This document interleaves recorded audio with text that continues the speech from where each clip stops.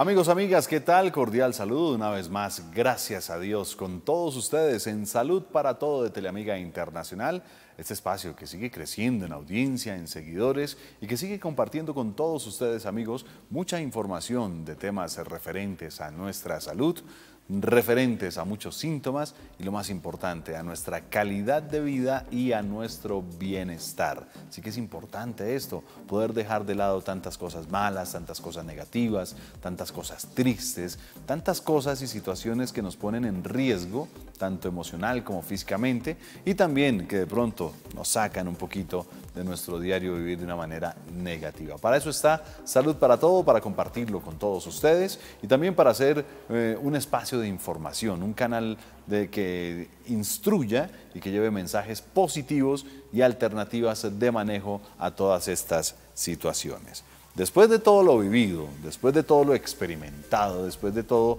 por lo que hemos pasado y después de todo lo que estamos viviendo, pues sí que es bueno conocer un poco más con respecto y con relación a la depresión. Sí, tal cual, depresión. Término duro, difícil, síntomas complejos los que presenta, los que manifiesta y también enfermedad, porque hay que manifestarlo ya como una enfermedad en la que muchas personas tristemente han caído y en las que de pronto muchas personas se encuentran. Para ello, en el día de hoy está nuestro Salud para todos ustedes, para poder explicar al respecto todo lo referente a este término, a esta enfermedad, a estos síntomas.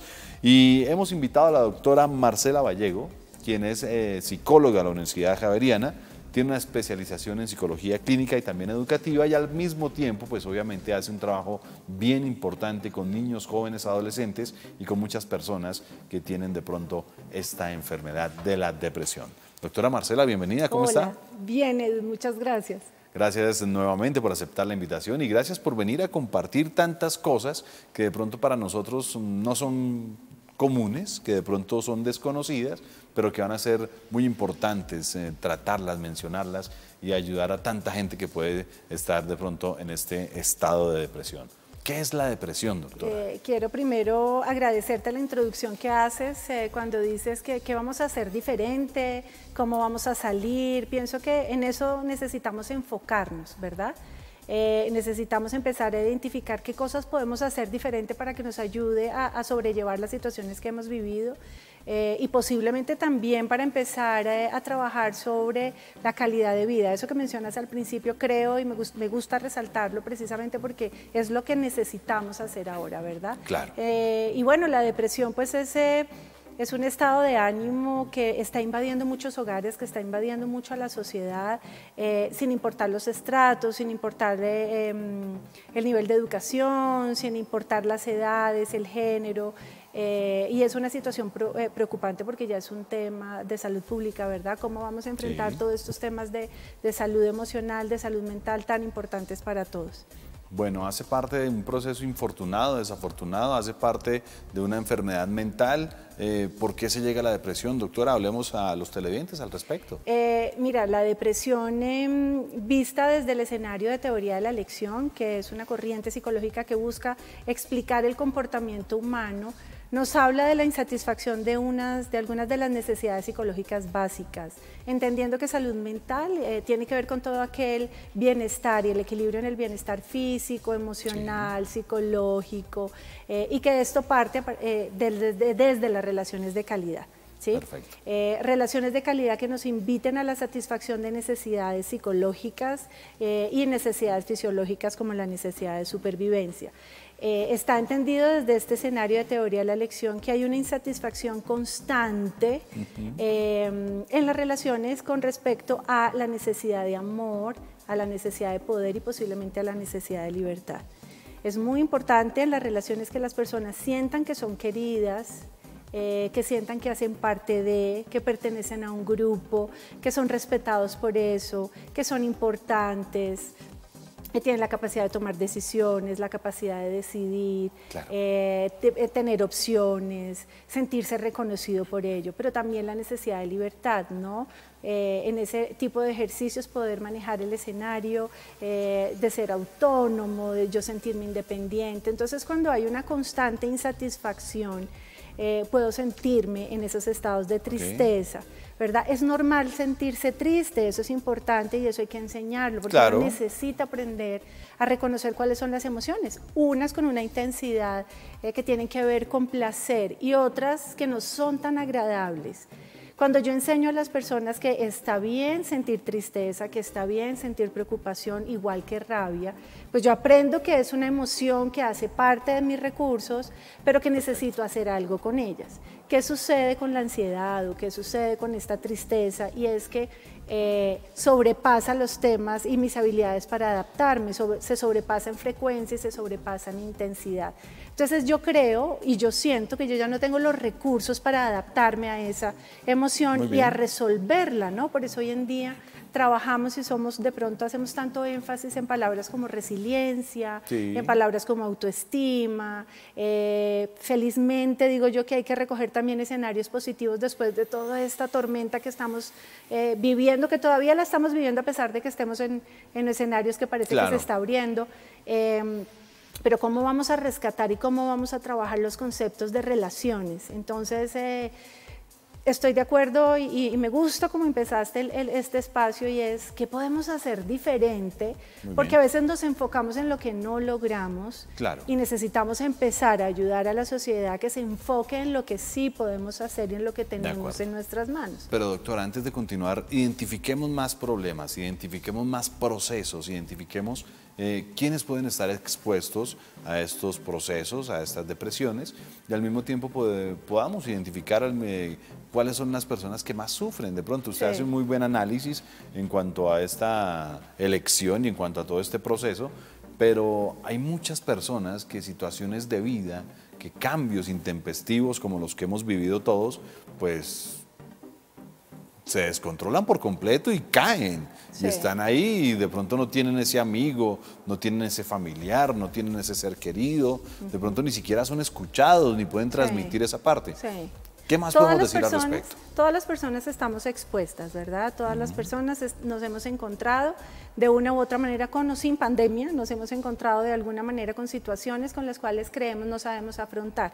Entonces pueden haber muchos factores y debemos atenderlo, ¿verdad? Algunas personas tienen habilidades de afrontamiento un poco más desarrolladas y más fuertes para superar la muerte de un ser querido, o una pérdida laboral, una pérdida de pareja, una pérdida de estatus, bueno, cualquier cosa que implique perder algo significativo y valioso para nuestra vida es un duelo. Entonces, por ese lado podemos pensar que todos estamos expuestos a tener problemas en las relaciones con una pareja, con un familiar, con el padre, con un profesor, es decir, los escenarios todos estamos allí. Ahora bien, necesitamos atender cómo cada una de las personas está asumiendo precisamente eso, ¿no? Cómo está procesando ese duelo, cómo está buscando otras herramientas y buscando recursos emocionales, cognitivos, sociales, todo eso que guardamos nosotros que son nuestras habilidades para poder afrontar. Entonces, ¿qué necesitamos? Necesitamos estar supremamente atentos. ¿A qué? A si persiste, por ejemplo, la apatía. Las personas que empiezan a perder interés en las cosas que antes eran significativas, o cuando nos encontramos con personas que empieza a dificultársele disfrutar las cosas que antes, por más sencillas que eran, las disfrutaba, las gozaba, ¿verdad? Toda esa parte de diversión. Necesitamos entender si hay cambios en sus hábitos, si hay cambios abruptos, si antes hacía y yo pertenecía, ahora no, ahora quiero estar aislada. Si tenemos que identificar si estamos teniendo cambios, por ejemplo, en el ejercicio laboral, en el estado de ánimo, si estoy irritable, si estoy irascible, si estoy perdiendo como esos espacios para concentrarme, se me está dificultando ahora retener la información, tengo pérdida de memoria. Necesitamos empezar a detectar esos cambios. Por supuesto, no todas las personas cuando sentimos esto estamos en un tema de ansiedad o estamos en un tema de depresión, ¿verdad? Podemos tener algunos momentos en la vida, momentos en el día donde no sabemos qué hacer con esto que estoy sintiendo, pero empiezo a buscar los recursos y lo logro. Lo que hay que atender es la intensidad y la frecuencia en que se están presentando. Esa repetición de situaciones y casos que en determinado momento están interfiriendo en nuestro comportamiento. Exacto, y hay algo muy importante allí, es identificar cuáles son esas ideas y pensamientos que hay alrededor de los temas, ¿verdad?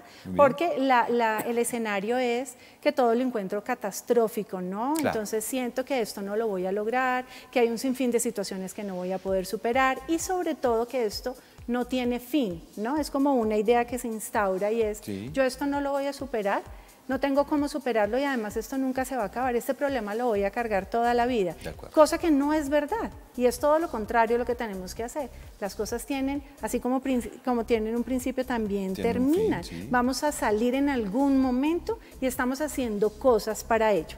¿Sí? Cuando yo no encuentro este escenario es cuando yo me siento muy triste, cuando creo que no voy a lograrlo, cuando empiezo a ver y empiezo a enfocarme en lo que yo no logro. Es que yo no soy capaz, es que yo no soy bueno, es que yo no sirvo y sobre todo sentir que no lo tienen en cuenta, no soy importante para otros, ¿no? Los vacíos que se denominan. Bueno, doctora, ¿podemos o se podría tal vez responsabilizar a alguien sobre estos procesos? ¿Somos culpables? ¿Traemos eso de atrás en nuestra familia? ¿Hay algún culpable que haya hecho que yo esté o me comporte así o que en determinado momento me hayan causado esos vacíos, esas sensaciones, todos esos procesos? Mira que hay algo que me gusta mucho resaltar en teoría de la elección cuando habla de los hábitos constructivos, ¿sí? Que son conciliar, respetar, escuchar, animar, apoyar, aceptar. Y nos enseña también de los hábitos destructivos, y uno de los hábitos destructivos que hay es la culpa, ¿sí? Entonces, cuando nosotros nos enfocamos en la culpa, ¿sí?, no nos estamos ayudando realmente en el ejercicio emocional. Hay múltiples factores, ¿verdad? Y la ciencia sigue estudiando si es un factor hereditario. Desde teoría de la elección creemos que es un tema de insatisfacción de las necesidades.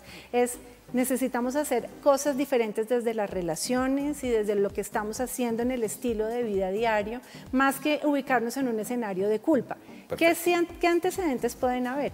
Sí, es verdad que todos tenemos un grado de participación, todos participamos en el bienestar de todos, ¿verdad? Y venimos con una historia de mucha pobreza en las relaciones. Si tú te das cuenta, antes, en mucho tiempo atrás, teníamos familias numerosas donde se involucraban todo, pero todo el tiempo, ¿no? Y todo se involucra. Había más comunicación, se compartía más. Teníamos más espacio para la comunicación, teníamos más espacio para el tiempo libre, teníamos menos estrés laboral. Sí, correcto. Y hoy en día tenemos un montón de condiciones en el ambiente, en nuestras sociedades, en las relaciones y al interior de nuestras familias, que por supuesto son factores que no ayudan mucho, ¿verdad?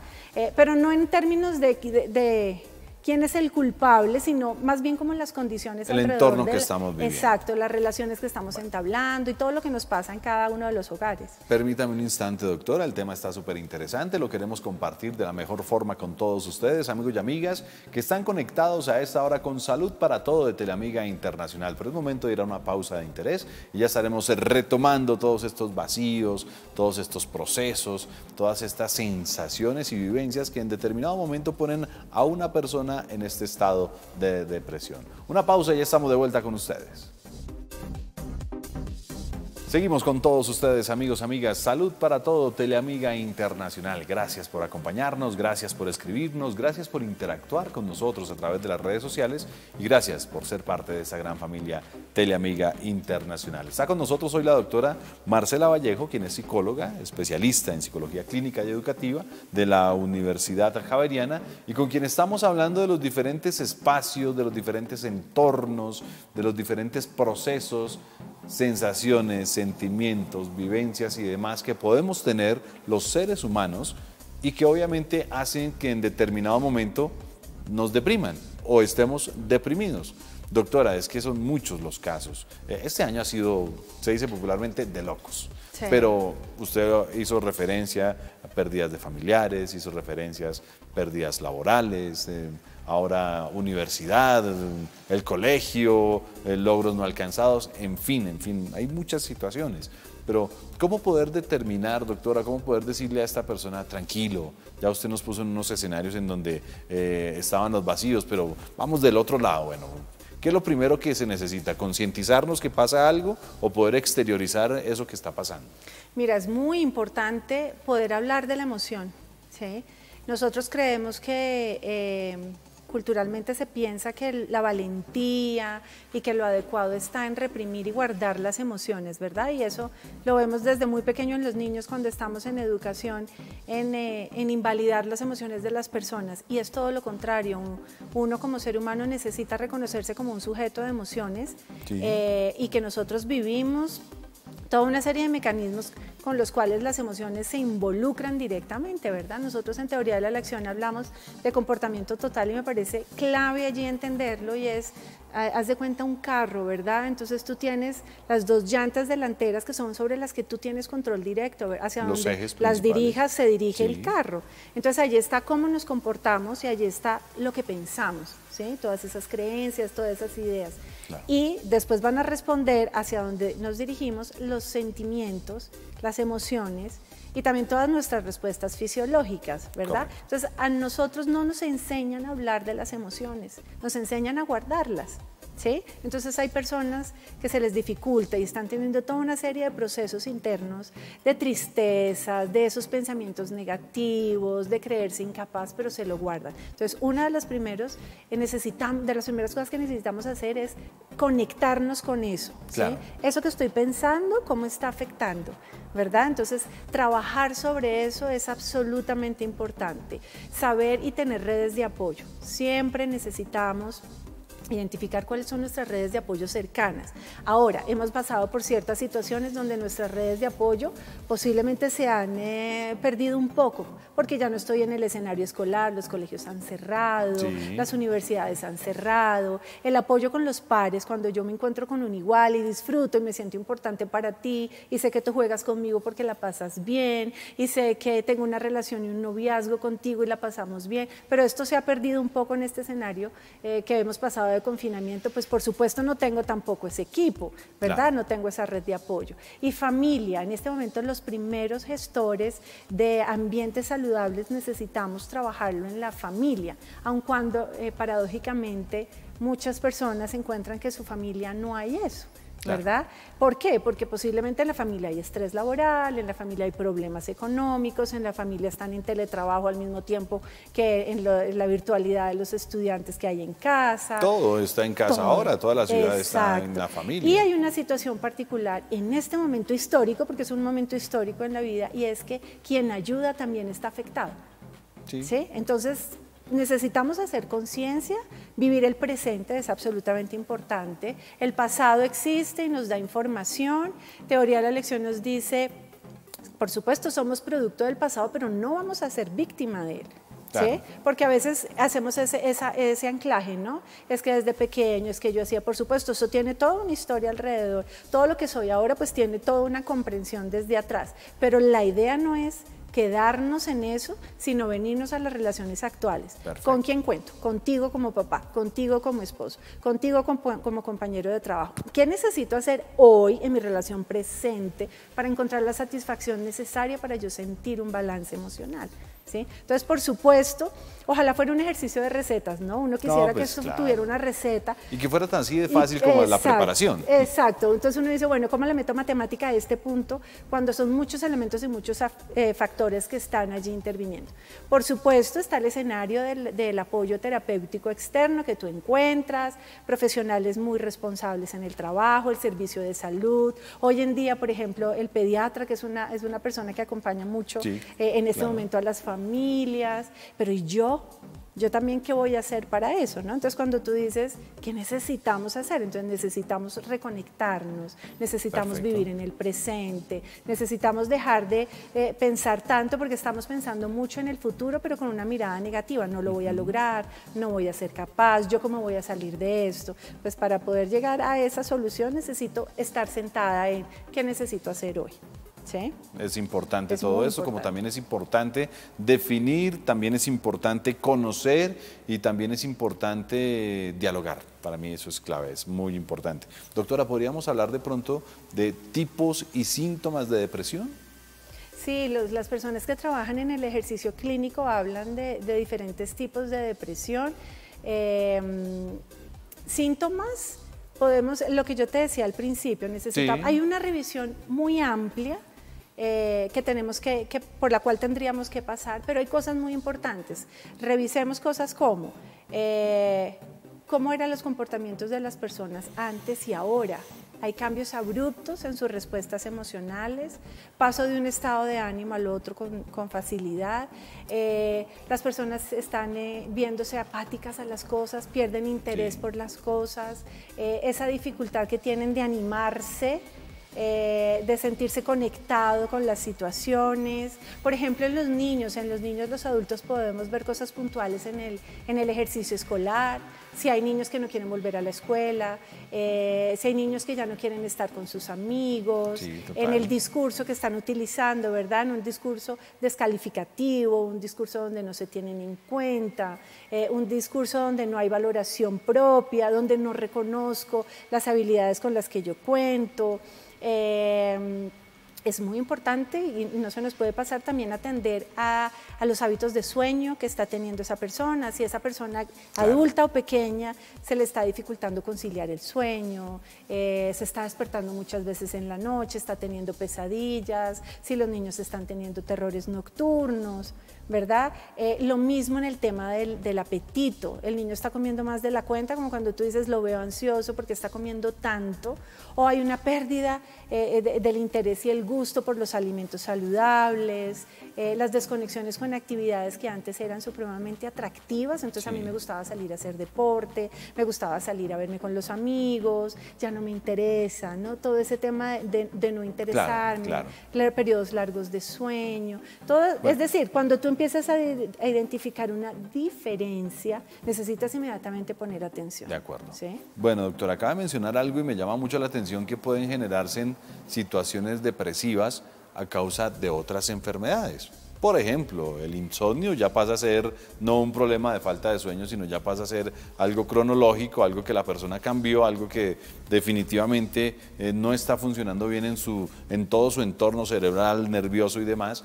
Y pasa a tener una situación de enfermedades que están en conjunto y de la mano. Por ejemplo, las personas con enfermedades crónicas, las personas que tienen cercanía con enfermedades dolorosas, ese es un agotamiento muy grande, ¿verdad? El insomnio, imagínate que no dormir, el sueño es absolutamente importante porque recupera, ¿sí?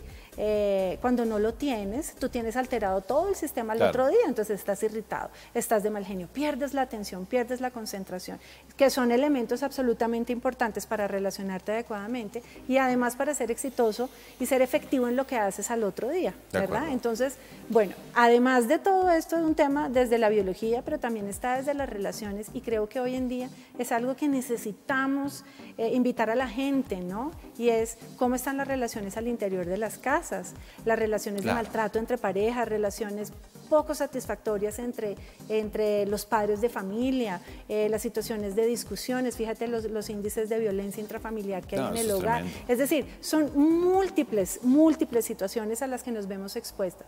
Ahora bien, necesitamos enfocarnos en cómo estoy resolviendo yo y qué necesito yo para salir de eso, para encontrar que esto es temporal, que esto no va a durar toda la vida, que esas ideas catastróficas necesito empezar a reemplazarlas por ideas más esperanzadoras, con ideas efectivas, ¿no? Todo lo que me invite a sentir control, que creo que eso es parte, lo había olvidado mencionar, y es esa sensación de pérdida de control, posiblemente en un escenario tan puntual como el que estamos aprendiendo a vivir, y es la incertidumbre. Eso es una amenaza constante a mi supervivencia, a mi seguridad. De acuerdo. El que tú todo el tiempo sientas una amenaza, no voy a poder con esto, en el caso de lo que hemos vivido ahora, me voy a enfermar, ¿será que me voy a contagiar? ¿A quién voy a contagiar? Y si contagio a mis hijos, ¿verdad? Entonces todo el tiempo son pensamientos que me inundan y que no puedo con esos pensamientos, no logro cambiarlos por un qué hacer diferente para que eso no suceda. Bueno, estamos compartiendo con todos ustedes, amigos y amigas de Salud para Todo, ese tema tan importante de la depresión. tristeza y depresión, ¿de la mano también? ¿Una cosa lleva a la otra o viceversa? Lo que pasa es que la tristeza es una emoción como cualquier otra, ¿verdad? Como la alegría, como la sorpresa, como el miedo. Fíjate que el miedo es muy fácil de entenderlo porque es una emoción adaptativa. Tú necesitas el miedo para adaptarte y protegerte. Claro. ¿Ves? La tristeza también porque es el resultado de una falta de no fui exitoso en esto, acabo de perder una relación, pues por supuesto me aflijo. Ahora bien, ¿qué necesito hacer con ese sentimiento? Algo, ¿sí? Entonces yo con ese sentimiento necesito resolverlo y aprender a vivir con la nueva situación. Perfecto. ¿Sí? ¿Qué pasa con la tristeza?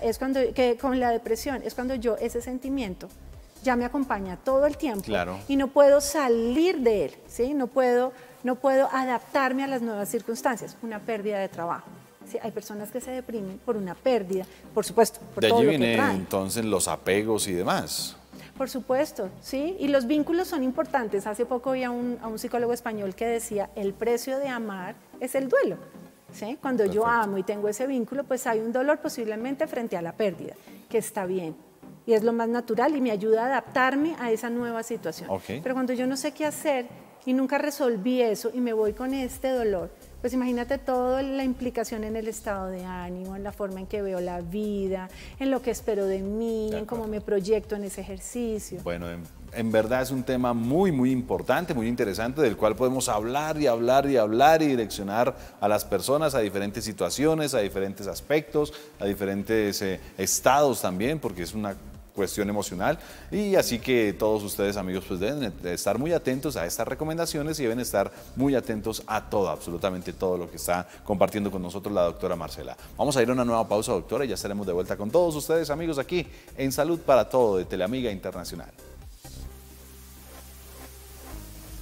Continuamos, aquí estamos con todos ustedes, amigos, Salud para Todo, hoy hablando de la depresión, tantos factores de riesgo, tantas situaciones que de pronto nos sorprenden, de pronto nos cogen, no sé si es bueno el término, doctora, nos cogen débiles o de pronto nos hacen sentir débiles para que definitivamente nos lleve a esta situación de riesgo y nos lleve a esta situación que preocupa y dificulta todo, doctora. Sí, es muy interesante pensarnos, por ejemplo, desde el rol de padres de familia, ¿verdad? Con eso que tú mencionas, y es cómo está ese proceso de crianza, cómo estamos acompañando ese ejercicio del desarrollo emocional en los niños, ¿verdad?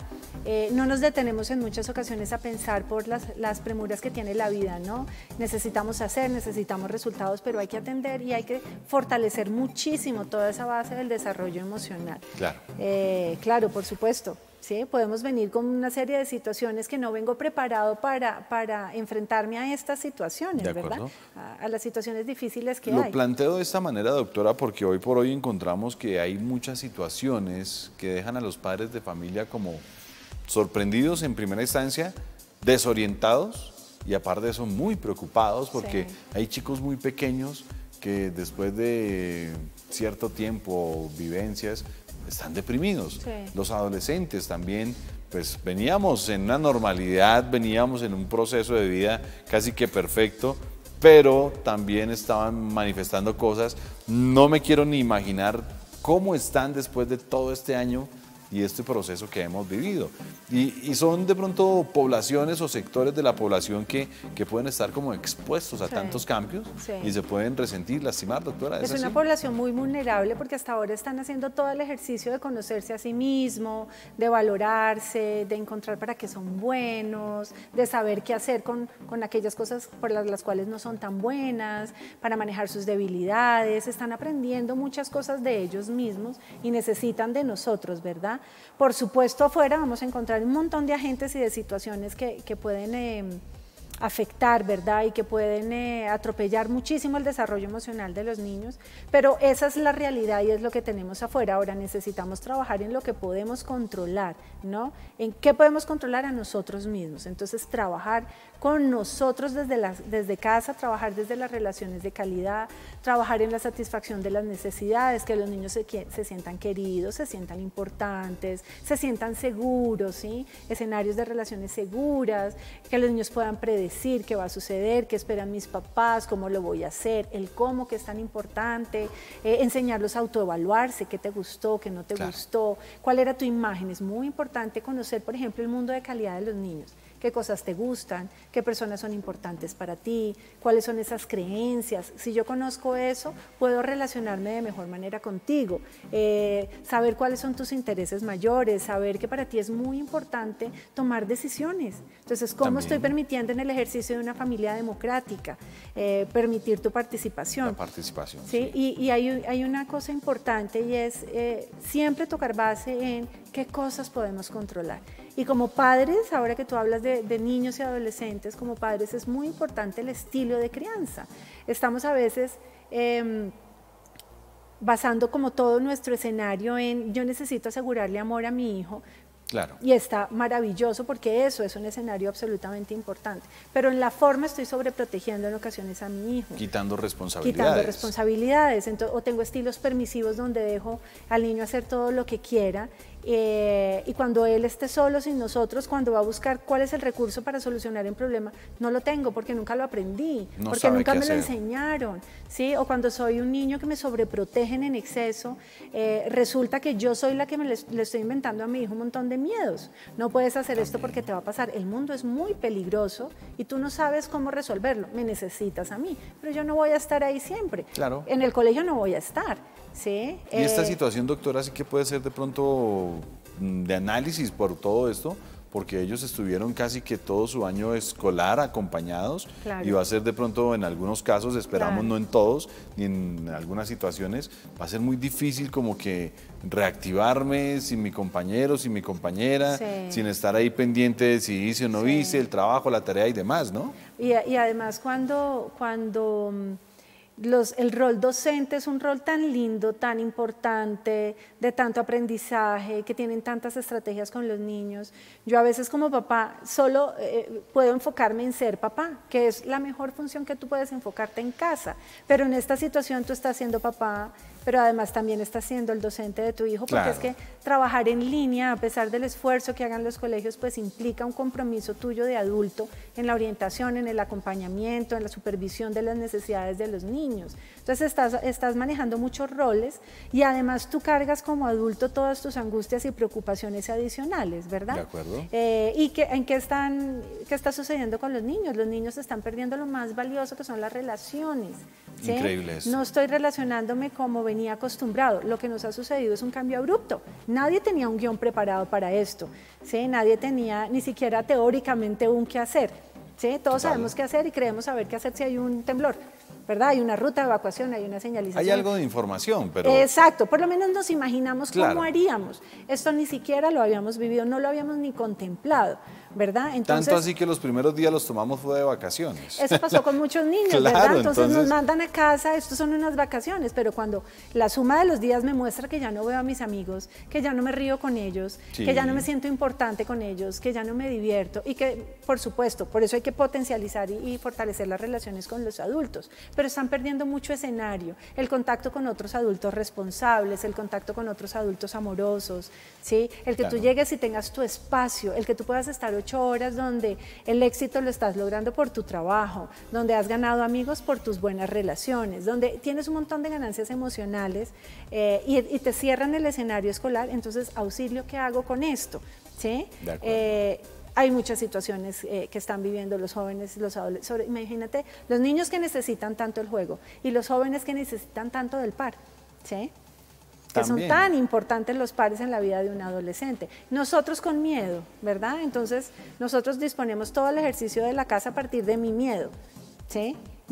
A veces se me olvida pensar que para ti eran muy importantes los amigos. Claro. La realidad es que no podemos salir a vernos con los amigos, pero ¿qué vamos a hacer sabiendo yo que eso es muy importante para ti? Busquemos alternativas, busquemos de pronto espacios, busquemos de pronto sistemas de poder interactuar o por lo menos tenerlos cerca y tenerlos de referencia. Los muchachos se aburren, los niños se aburren, los niños se encuentran. Es como ir a ver siempre la misma película. Claro. ¿no? Llega el momento en que cansa y no quiero más. Llega el momento en que se cansan, ¿verdad? Y ellos necesitan las relaciones, necesitan el escenario. Y muchos niños están a veces más seguros en escenarios escolares que en la propia casa, porque hay maltrato, porque hay relaciones difíciles, tensas, basadas en los hábitos destructivos.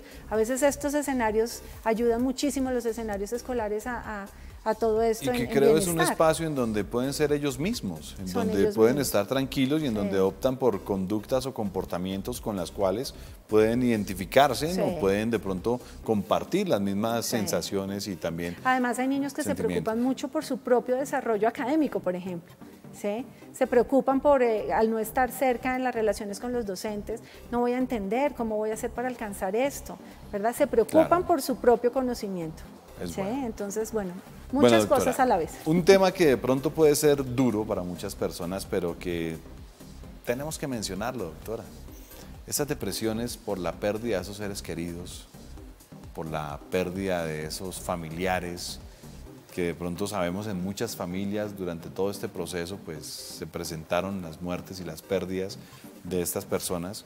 ¿Cómo manejar esto, doctora? Porque no solo es la situación, el modo, la forma, lo mencionamos todo el tiempo en todos los programas, nadie esperaba esto, y que de un momento a otro tengamos esa experiencia. Todos sabemos que en algún momento va a llegar, pero nadie nos prepara para eso, ni siquiera nosotros mismos. Somos conscientes que en algún momento podemos estar expuestos, o algunos de nuestros familiares van a estar expuestos a estos fallecimientos y a estas muertes. Pero después de todo esto, que ni siquiera pudieron tener un sepelio, un funeral, una despedida, ¿cómo poderle explicar a la persona o cómo poderle decir, amigo, amiga, qué hacemos ahí, doctora? La muerte es un tema que tocó a las puertas, ¿verdad? Para muchos era una situación muy lejana, para muchos era es una situación que en algún día nos tocará, pero hoy en día vivimos la amenaza que si no nos cuidamos nos va a llegar. Sí. ¿Sí? O así nos estemos cuidando nos podemos contagiar, no necesariamente por falta de cuidados. Y el duelo y la muerte es un tema de absoluto significado en la vida de las personas. En la vida de los niños, por ejemplo, los niños han tenido experiencias muy cercanas también, y lo que yo te mencionaba hace un rato, quienes estamos de pronto de alguna manera haciendo el ejercicio de cuidadores, los docentes, los padres de familia, todos nuestros gobernantes, todos tenemos el mismo miedo, las mismas situaciones, el mismo riesgo, ¿sí? Entonces estamos todos funcionando alrededor de lo mismo. El duelo es importante, hablar de la muerte es importante, participar de los escenarios, hablar de las emociones alrededor de la pérdida es importante. Hay algo que ha sucedido, que ha caracterizado esta época, este momento histórico de la pandemia, y es que no hemos podido despedir a los seres queridos. Muy triste eso. La gente a veces se enfoca en que los rituales de despedida tienen que ver con las creencias religiosas, pero más allá de una creencia religiosa es porque el poder despedirnos es un ejercicio que da significado colectivo. ¿Sí? El poder yo sentarme y entender que este dolor que estoy sintiendo es el mismo tuyo, que esta preocupación que estoy sintiendo es la misma que tienen las otras personas, le da un significado, es un ejercicio muy simbólico que nos permite despedir a esa persona, hacerle un reconocimiento, ¿sí? Y es un escenario donde yo expongo mis emociones, y esa exposición de la emoción es una forma adecuada de elaborar esa emoción que se queda conmigo, ¿sí? Ese espacio, ese miedo a no volver a ver a la persona, ¿no? En los niños sucede, los niños están aprendiendo aprenden con esto que la muerte es universal, eso nos puede pasar a todos, aprenden que hay un concepto irreversible, es decir, quien muere no vuelve, ¿sí? Empiezan a aprender una serie de cosas, y el duelo es parte de nuestra vida, pero también hay que aprender a manejarlo y a superarlo, ¿verdad? En algún momento necesito aprender que la persona no está ahí, y que no se trata de desaparecer el sentimiento, la memoria alrededor de él, sino se trata de volver a ubicar la emoción, ¿sí? Yo puedo volver a querer, yo puedo acordarme de la persona con afecto, yo puedo volver a traer cosas divertidas de la persona, y estamos hablando de una situación, se volvió una amenaza constante el tema de muerte ahora, ¿no? Y es Por supuesto, es un tema que genera también ansiedad. Bueno, y es lo que tenemos para contar, y es lo que tenemos para compartir, y es lo que tenemos también por mencionarles a todos ustedes, amigos televidentes, porque hace parte de un todo, definitivamente, no solo nuestra salud mental, nuestra salud física, nuestra salud corporal, hace parte de un todo. Por eso Salud para Todos siempre quiere tener profesionales de la salud hablando de estos temas directamente como debe ser, abiertamente, profesionalmente, sanamente, para que ustedes pues opten por recibir los beneficios y opten por de pronto recibir todos estos consejos. Una nueva pausa y ya estaremos de vuelta para el cierre de nuestro programa de hoy. Salud para Todo de Teleamiga Internacional, siempre agradeciéndoles a todos ustedes su tiempo, su espacio y la dedicación con la cual nos escriben, nos saludan, nos agradecen, nos preguntan a través de las redes sociales y con lo cual pues nos hacen sentir muy gratificados de poder estar siempre compartiendo este espacio 1 a 2 de la tarde de lunes a viernes aquí en Teleamiga Internacional. Doctora, quiero plantear algo, pues para que los televidentes también lo conozcan, y es el trabajo que ustedes vienen haciendo en una institución muy importante de la ciudad, el trabajo infantil, el trabajo adolescente, pero con esos conceptos que obviamente usted nos ha contado en parte de la psicología y también con esos procesos de elección. Primero, ¿cómo es la teoría de la elección? De pronto ya la había mencionado, pero quería dejarlo para este espacio, para poder decirle a los televidentes, la teoría en psicología de la elección es eso. ¿De qué se trata esa teoría? Teoría de la elección es una explicación psicológica del comportamiento humano, de la mente humana, de cómo funciona este cerebro y de por qué nos comportamos como nos comportamos. Viene de William Glasser, él es un psicólogo psiquiatra norteamericano, que nos enseña, por ejemplo, cosas como la motivación es interna. Nosotros nadie tiene control sobre nosotros, yo no te hago sentir, sino es un proceso mío, ¿sí? Yo me siento cuando, yo pienso que, ¿sí? Genera mucha apropiación. Yo determino qué quiero para mí. Exacto. Perfecto. ¿Sí? Pero hay una comprensión desde las necesidades psicológicas. ¿Sí? Entonces, supervivencia, que tiene que ver con seguridad, con sentirme protegido, amor, sentirme querido, sentirme reconocido por otro. Está poder, que tiene que ver con la capacidad de liderar, de tomar decisiones, con la capacidad con sentirme importante. Está también libertad, yo sí soy capaz de tomar mis propias elecciones, soy autónomo, me siento libre. Acuérdate que si hay algo que no le gusta al ser humano es ser controlado. Total. ¿Verdad? Todos queremos y todos luchamos todos los días por tener esa capacidad. Nuestro espacio y estar libres, nuestro tranquilos. Espacio. Y la diversión, que es tan importante, ¿verdad? Aprender a reírnos, a disfrutar, aprendemos y nos divertimos, que es básico, ¿no?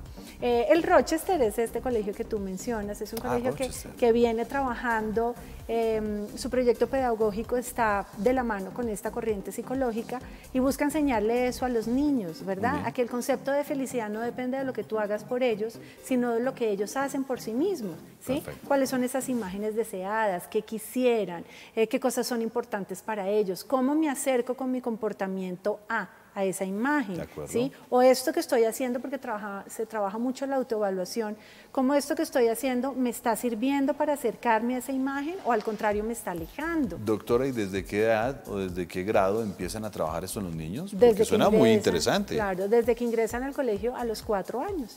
Uy, desde pequeños, les fortalecen todo este ámbito personal. Claro, fíjate que si tú trabajas en un escenario escolar como hace el Rochester en salud mental, de la mano siempre va a venir toda la parte del aprendizaje. Cuando tú te sientes querido, cuando te sientes importante, cuando sabes que eres reconocido por otras personas, cuando te tienen en cuenta, el aprendizaje, me siento conectado. Cuando ese docente que entra a clase, yo me siento apreciado por esta persona que entra, no solamente a impartir un conocimiento, sino a construir conmigo el conocimiento y qué voy a hacer con este conocimiento, ¿sí? De acuerdo. Es muy importante y se trabaja desde pequeño, ¿no? Además, acuérdate que uno desde pequeño es cuando más recibe. Claro, hasta casi 7 u 8 años es donde más tenemos la capacidad de absorber comportamiento. Exacto. ¿Sí? Que se sientan queridos por el colegio, que se genere sentido de pertenencia.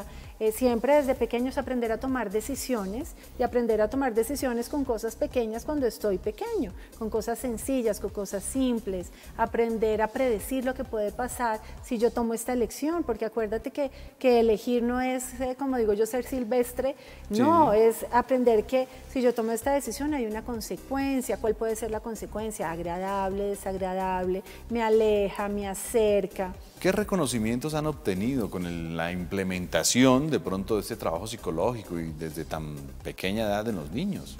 Mira, el colegio es un colegio de calidad Glasser, es un colegio que trabaja con clases satisfactorias de las necesidades psicológicas de los niños, es un colegio que trabaja desde el bienestar emocional. Fíjate que, por ejemplo, ahora es un colegio piloto y arrancó ya hace un par de semanas con la presencialidad, con la modalidad propia que se está solicitando, que se está viviendo ahora por la necesidad de los protocolos de bioseguridad, pero todo el tiempo rescatando el bienestar emocional de los niños y, por supuesto, de las familias. Me imagino, para allá iba. Impacta en la comunidad. Quería preguntar al respecto, doctora, porque no solo es el niño o la niña que de pronto recibe estas orientaciones, sino también la concientización de papá y mamá, núcleo familiar, para que puedan trabajar en equipo y no vayan a dejar de lado el trabajo de todos los profesionales del colegio y que en el colegio la pase muy bien y que en casa sea un terrible problema. Eso. Porque fíjate que necesitamos... Si teoría de la lección nos enseña que salud mental depende de la calidad de las relaciones, pues con los primeros que necesitamos promocionar todo esto es con los padres de familia, que son los educadores principales, ¿verdad? Entonces, por ejemplo, cosas muy sencillas, en el colegio les enseñamos que hay formas de relacionarlos en las que necesitamos alejarnos, por ejemplo, de la crítica, del juicio, de la amenaza, del soborno, de culpar. Y si tenemos escenarios en casa donde sucede lo mismo, pues no va a ser un escenario coherente para el niño, ¿verdad? Entonces siempre hay promoción y hay trabajo con las familias para que aprendan a relacionarse con los niños de manera adecuada, para que aprendan a hacer reconocimiento de ellos, para que encuentren formas distintas, por ejemplo, en algo tan sencillo como el castigo. ¿Sí? Hay formas diferentes para persuadir y para invitar a tu hijo a tener comportamientos adecuados que no sean con este tipo de ejercicios que son abruptos, que son ejercicios que lastiman, que te alejan de tu hijo y que traen toda una carga emocional para los niños. Doctora, ¿qué ha sido más difícil, el proceso con los chicos o el proceso con los adultos? Pues, ¿qué pasa a ser más complicado? Porque... Lo que pasa es que mira que cuando uno trabaja con los niños, cuando uno menos piensa son los niños quienes están orientando a los papás. ¿Sí? Entonces los niños te invitan como papá a decir, papá, tú me estás juzgando. Eso es una crítica. ¿Me lo puedes decir diferente? ¿Sí? Entonces uno mismo, y además mira que nunca es tarde, y menos en educación y con un niño, nunca es tarde para aprender unos nuevos modelos saludables en las relaciones, ¿verdad? Entonces, promocionar salud, pues para nosotros no es negociable. La salud por encima de todo, la salud emocional de los niños. Muy bien. Bueno, ustedes, amigos, pues ya tienen un análisis completo del tema de la depresión, una enfermedad o proceso mental que está causando muchos cambios y que hay que poner atención, a la cual hay que ponerle mucha atención porque en determinado momento puede causar cosas negativas y puede llegar a unos extremos lamentables. Doctora Marcela, gracias por acompañarnos y ese último consejo pequeñito para los televidentes antes de despedirnos.